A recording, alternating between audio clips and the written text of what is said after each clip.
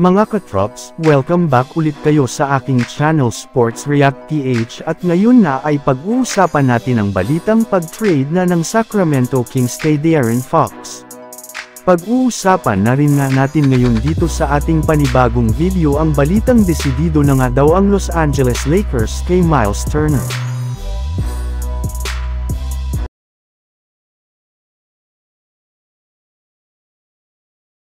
Naipanalo nga mga katrops, ng Sacramento Kings ang 7 sa kanilang huling 10 laro na nangangahulugan na gumana na talaga ang pagtanggal nila sa kanilang dating head coach na si Mike Brown.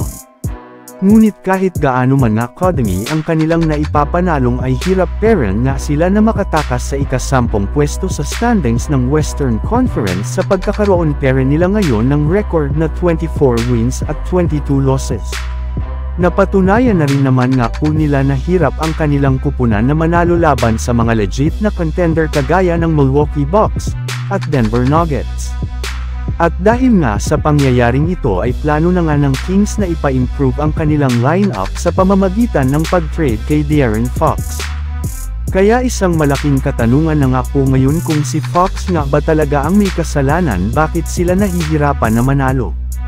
Well, ayon sa isang insider, wala rin naman ng kinalaman si Fox sa pag-struggle ngayon ng Fox sadyang hindi lamang nga daw nagkiklik ang chemistry ngayon ng kanilang lineup ngayong season na siyang rason bakit sila bagsak pa rin sa standings ng Western Conference. Samantala pumunta naman tayo sa ating sunod na pag-uusapan ngayon sa balitang desidido na nga daw ang Los Angeles Lakers kay Myles Turner. Napatunayan na nga mga Katros, sa pagkatalo ng Los Angeles Lakers kahapon na sobrang nahihirapan pa rin na talaga ang kanilang team na manalo nang wala ang presensya ni Anthony Davis sa kanilang lineup. Hindi pa rin nga talaga kaya ng iba nilang mga big man kagaya ni na Christian Koloko at Jackson Hayes na tapatan ang ginagawang impact ni Davis sa ilalim ng basket.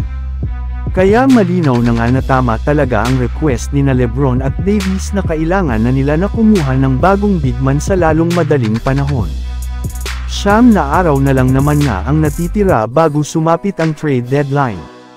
Kaya isang NBA insider na nga ang naglabas ng balita na personal na nga daw pong tinawagan ng front office ng Lakers sa pangunguna ni Rob Pelinka ang kupunan ng Indiana Pacers para makipagnegosasyon patungkol sa trade ni Myles Turner.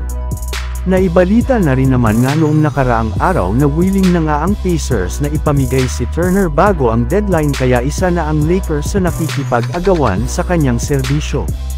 Plano na rin naman nga ng Lakers na gawin siyang katindem ni Anthony Davis sa kanilang frontcourt dahil bukod sa shot blocking at defensive abilities ito ay mabilis rin naman nga ito na gumalaw sa loob ng court at kayang-kaya rin naman nga niya na magtala ng malalaking puntos. Kaya makakasabay talaga siya kay Davis at maging kay LeBron James. So yun lang nga mga katrops ang handog ko sa inyong storya ngayong araw. Sana nag-enjoy kayo. Please like and subscribe my YouTube channel Sports React PH para sa iba pang storya at update patungkol sa NBA. Kita-kits muli sa ating susunod na video.